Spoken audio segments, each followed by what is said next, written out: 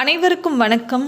இன்றைய பதிவில் பிள்ளையாரை நினைத்து இந்த ஒரு வார்த்தையை நீங்கள் ஒரு 27 முறை சொன்னால் போதும். கண்டிப்பாக உங்கள் வாழ்க்கையில் உங்கள் தலையெழுத்தையே மாற்றக்கூடிய அற்புத வார்த்தையாக இது நிச்சயமாக மாறும். சரிங்க, அதை பற்றின முழு தகவலை தான் நம்ம இப்போ பார்க்க இருக்கிறோம்.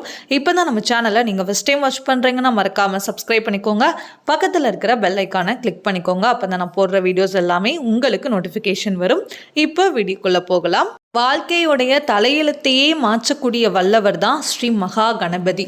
அதாவது விநாயக பெருமானை நம்ம வழிபட்டோம் அப்படின்னா எப்பேற்பட்ட தடைகளாக இருந்தாலும் சரி, அத்தனை தடைகளையும் தகர்த்து எறிந்து நம்மளுடைய தலையெழுத்தையே மாற்றக்கூடியவர். அதனால தான் எந்த செயலை நம்ம ஆரம்பித்தாலும் சரி, விநாயக பெருமானுடைய பரிபூரண அருள் அந்த செயலில் இருந்தோம் அப்படின்னா கண்டிப்பாக அந்த செயல் நமக்கு வெற்றியாக முடியும் அப்படிங்கிறது சொல்லப்படுகிறது. அதனால தான் முழுமுதற் கடவுளான விநாயக பெருமானை மனதார நினைத்து அந்த நாளை ஆரம்பித்தோம் அப்படின்னா அந்த நாளில் வரக்கூடிய எப்பேற்பட்ட கஷ்டங்கள், பிரச்சனைகள், தடைகள், தடங்கல்கள் இருந்தாலும் அது அத்தனையும் போக்க வல்லவர் நம் விநாயக பெருமான். அதனால பிள்ளையாரை நினைத்து நீங்க வீட்டில் இருந்தபடியே இந்த ஒரு வார்த்தையை நீங்க ஒரு 27 முறை சொல்லுங்க. முடிந்தால், நேரம் இருந்தால் நீங்க 108 முறை கூட நீங்க தாராளமா சொல்லலாம். விநாயகருக்கு உரிய நாளான புதன்கிழமையில சொல்றது இன்னும் கூடுதலான ஒரு பலனை கொடுக்கும்.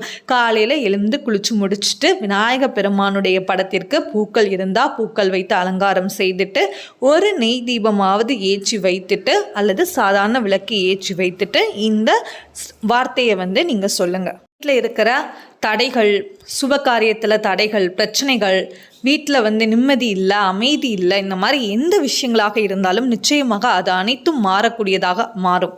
அதனால் நீங்கள் முழு நம்பிக்கையோட விநாயக பெருமானை வணங்குங்க. டெய்லியுமே நீங்கள் என்ன பண்ணுங்கள், இந்த ஸ்லோகத்தை நீங்கள் காலையில் எழுந்ததும் சொல்லிவிட்டு அந்த நாளை ஆரம்பிங்க. சரிங்க, இப்போ என்ன அப்படிங்கிறத பற்றி பார்த்துடலாம். ஓம் ஏகதந்தாய நம. இன்னொரு முறை நான் சொல்கிறேன். ஓம் ஏகதந்தாய நம. விநாயக பெருமானுடைய இந்த அழகான வார்த்தையை நீங்கள் என்ன பண்ணுங்கள், விநாயக பெருமானை மனதில் முழு நம்பிக்கையோடு வணங்கிட்டு உங்களுடைய குறைகள் சீக்கிரமாக தீரணும் அப்படின்னு சொல்லிட்டு விநாயக பெருமானை மனமுருகி வேண்டிட்டு நீங்கள் இதை தினமுமே ஒரு 27 முறை, குறைந்தபட்சம் அதிகபட்சம் ஒரு 108 முறை கூட நீங்கள் தாராளமாக சொல்லலாம்.